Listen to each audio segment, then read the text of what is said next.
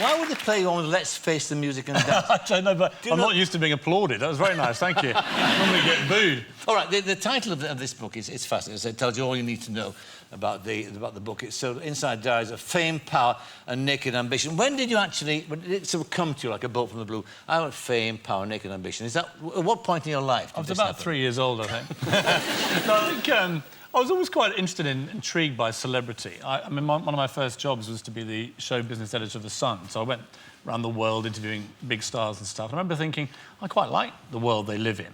And then as I became an editor, I realised that all they did, most of these stars, when they got to their positions of great fame and power, was moan about their lot. And I thought, well, if I ever get the chance to be one of these specimens, I'm going to have a damn good time. And here I am. Wonderful. But when you got sacked from the Mirror, I mean, you got sidetracked. You became the editor of 2 newspapers, the News of the World, when you're 28. And then you became editor of the Daily Mirror. And then you got sacked. So why did you stop saying that? Well, it's true. I know I got fired, but you don't have to keep saying it. I'm slowly recovering. But what was the moment after that you decided to pursue that ambition that you had when you were 3? Well, I didn't really have a lot of choice. I mean, you know, people said to me, why did you go into these sort of TV shows and talent shows and stuff? And it wasn't really anything other than necessity. I woke up one morning after 20 years in Fleet Street. I'd been an editor for 11 years, and suddenly I was sacked and out on the street. And literally, you know, I sort of went down to Sainsbury's and bought lunch and bought a couple of magazines and sort of whiled away watching Alan Partridge DVDs, thinking, well, this is going to be a pretty rum way of leading the rest of my life. And then I slowly got into television, very unsuccessfully to start with. Appeared on The Weakest Link and got booted off in the first round. So my oldest son said, well done, Dad, you're now the most stupid celebrity in the country, which was not a good start to my fame-seeking. And I sort of rolled around doing various things. I didn't do I'm a Celebrity, Get Me Out of Here, which I remain very proud of. I sort of thought it'd be easier to walk around with a big badge on my head saying, washed up has been. So I sort of struggled around thinking, I don't know what I'm going to do. Quite enjoying the freedom. And then stumbled into this. And Simon Cowell gave you the break in America, because, I mean, you're starring in America now with America's Got Talent. Does it differ, that American show, to this one here? I think the level of delusion's probably about the same, to be honest. I think that the audiences in Britain were certainly more brutal. We have these live audiences, and it was a bit like a Roman amphitheatre when we went to Manchester and Cardiff and places. So I noticed that the audiences in America were more willing to want the contestants to succeed, which I think relates to the way that Americans treat fame and television generally. And they love it. You know, they want to be part of it, they want to embrace it.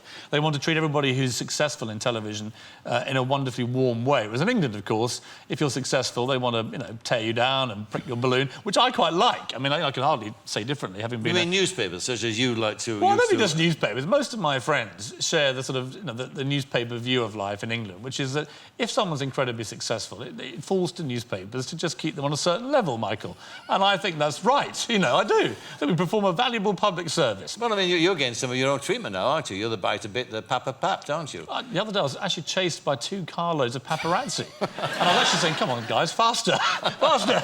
And I'm a sort of anti-celebrity, really, in the sense that I rather enjoy it all. I like my privacy being invaded. I like being chased by paparazzi. I like it all, you know, just come and get me. No, you don't, really. I do, actually. No, I really do. You've got a wonderful carapace that you put around you and you protect you from that at all. You're a vengeful person, really. I know. You're storing it all up and waiting when you get back to being an editor, and then you picked out certain people. Well, I used to be a bit like that. I must say, I think being out of editing has actually changed me, actually, in that way. In what way? I think it just makes me a bit calmer. I think when you're a newspaper editor, everything is so immediate, and the adrenaline's pumping all day, every day, week after week, month after month. And I think it has a sort of weird effect on you. It makes you very aggressive, it makes you very pumping all the time. But now I've come out of it, I've got a chance to see it for what it is. It's interesting this week with the Prime Minister, for example, talking about the feral media and everything.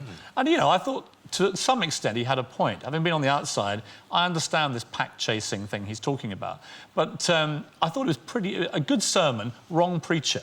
You know? Of all the guys to be calling people feral beasts, the best warmonger in modern British history, probably not the right guy, you know? And also the best manipulator of the press, too, which you would know, because during your tenure at the Daily Mirror, of course, you became very close to Tony Blair.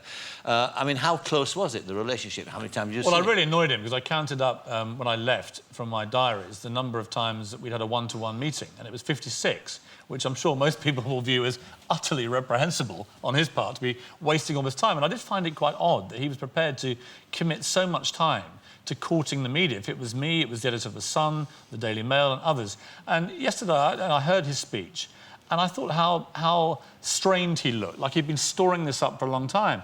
And I felt like saying to him, look, Tony, you were the guy who brought in spin into British politics. You unleashed your attack dogs, Peter Mandelson, Alistair Campbell. You were courting me relentlessly to get positive PR. And things only went bad between he and I over the Iraq War. And he singled out the Independent newspaper, which also campaigned against the Iraq War. And, some would say, well, actually, the Independent and the Daily Mirror were right. Yes. And that for him to round on those papers, the ones that actually called the war right, I thought was pretty ridiculous, absurd, actually, and sad to see him going out on this rather bitter note. But let's explore this relationship that you had with him. I mean, what was the conversation? I mean, what was he trying to do? He was trying to get good PR, you say. But what did that mean? Would he I'd go in and he'd say, hi, Piers, this thing about Iraq, any chance of a bit of a U-turn? And I'd say, not really, Tony, no, I think you're an idiot and we're going to keep exposing you. He said, right, OK, fine, cup of tea? How's the football going? And sometimes I would get a call from his office just after I'd been to see Gordon Brown next door. And literally, as I was driving back to my office, the phone would go and it would be Tony Blair's office saying, couldn't help but notice that you're in with Gordon. Any chance of popping in tomorrow to see me? It's like childhood politics. So you popped in to tell him what Gordon had told you? Yes, I think basically the main modus operandi was to see what they were both doing. But, I think, looking back on it, it was a senseless waste of his prime ministerial time. There was a suggestion, actually, that you saw each other so often and it became a homoerotic relationship. Would you like to comment on that? What are you suggesting, Michael? Well, I mean, I'm not. I'm just quoting other people. Well, that does give me the chance to touch your famous knee. We're best friends. I don't think it was homoerotic on my part. I can't speak for the Prime Minister, obviously. I was always very fond of him, but very much in a heterosexual way, Michael, I stress. But Cherie came in between you too, didn't she? There was nothing erotic about my relationship with Cherie. That was my next question. I mean, did you... Absolutely not. No. You never fancied Cherie? I sort of jokingly suggested that I thought she fancied me in my book, but that was mainly to enrage her, to be honest, because Cherie and I never really saw eye to eye. But why was that? Well, I never really knew. I just knew there was a running problem. So I used to get on great with Tony, and it sort of came to a head one day when he called me up and said, come and have a pint at the flat. And I got there. It was a bit like a scene out of Alan Partridge, where he brought out this big silver tankard with a foaming pint of beer, and we clinked each other and went, hi, mate, hi, put it all behind us. And we had a little hug at the end of the evening. It was all very warm and touching.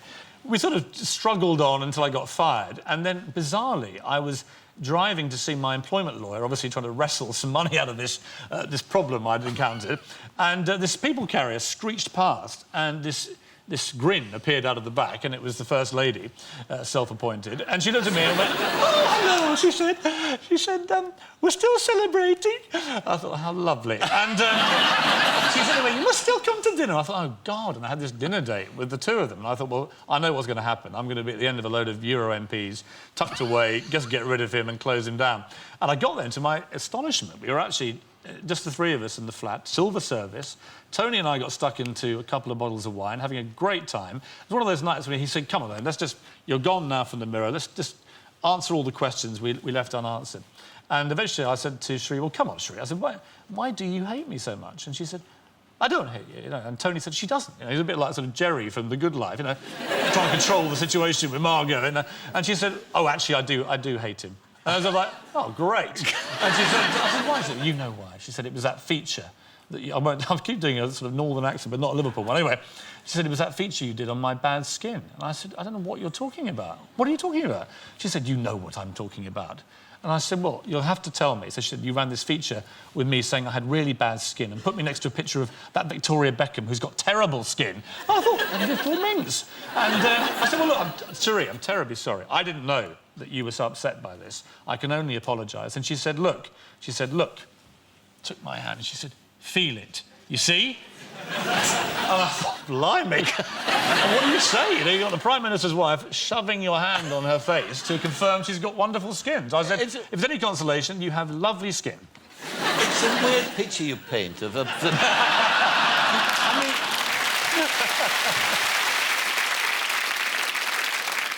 I can see now, actually, that what that's prepared you for was Britain's Got Problems, or Britain's Daft. I mean, it's really good training for all these eccentrics that you've come across in this latest series. I'd love to do a political version where you have, you know, the Home Secretary comes like, come on, John Reid, show us what you've got then, you know. I once had dinner with John Reid, talking about funny experiences, where at the end of the meal at his house, he went upstairs on his electric organ and began playing Wind Beneath My Wings. Which... there are loads of these stories, but you have to buy the book. I'm sorry, I'm giving too much away now. But it was a weird moment. They're all a bit odd. I mean, the book is very, very interesting because it is actually... I mean, you're a very good diarist. You're a born diarist. I mean, you write funnily and wittily and well. You don't spare yourself either. That's the important point about a diarist, that he's not pompous and about things. But secondly, I mean, I think that in future, people wanting to know what this celebrity culture was about in Britain, well, go to that as a work of reference. It's all there. I mean, never been more clearly spelled out. And that's, I presume, how you see the future as well, very much in keeping on writing like that. To be honest, I mean, my big bugbear about the modern celebrity is just the type of celebrity who moans all the time. You know, if you ask most of the public, they'd love to be a celebrity. They'd love to have the glamour, the houses, the cars, and I'm sure they'd all put up a little bit of intrusion. You know, I spoke to very famous people, Richard Branson last week, one of the most famous faces in the world, who said to me that if you want privacy, you just go and find privacy if you're that rich and powerful and famous. And it's really not a problem to be nice to people in the street or to have your occasional photograph taken. So I have this sort of bugbear, having now been exposed to a little bit from the other end. So I've been on both sides of the fence. Just about, if you are lucky enough to be earning millions of pounds as a celebrity, for goodness sake, look like you're enjoying it, you know? I mean, there are a lot worse things you could be doing in life. Well, it's certainly better than working, that is for sure. It beats work. Yeah, absolutely. Piers Morgan, thank you very much indeed. Piers Morgan.